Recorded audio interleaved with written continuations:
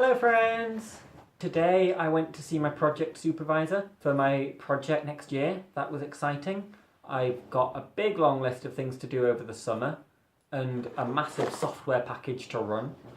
We had some friends over, we watched some internet programming, and then we played the High School Musical dance game. Hang on. Cassie got quite into it. She broke the nunchuck in 2 pieces. We thought the nunchuck had come out. It broke. Well, this is what happens when Cassie gets too into something.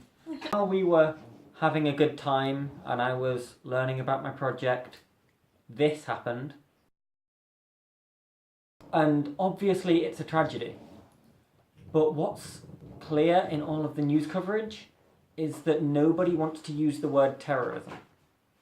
And, you know, I get that. Maybe they're just being cautious. You know, the journalistic integrity. Because, you know, was it politically motivated? We don't know. Except there are reports that the guy shouted Britain first as he did it. If this were a Muslim man shouting ISIS as he killed someone, the media would just all be calling it a terrorist attack immediately. But because he's a white English guy, the Sun were in no doubt that he said Britain first. It was in their headline. But they called him a maniac rather than a terrorist. That's symptomatic, I think, of some dodgy attitudes in the world as a whole. I'd also say that this whole Britain first movement, the whole immigrants are terrible people movement, was not caused by, but was to an extent encouraged and helped to grow by the kind of harmful rhetoric associated with the Leave campaign. This idea that immigrants are terrible people, that they are harming this country, when according to all of the studies on the subject, that's just objectively not the case. They contribute more than they take and come with no increase to crime rates. They are a cornerstone of the NHS, and yet harmful rhetoric like the posters that Nigel Farage unveiled today,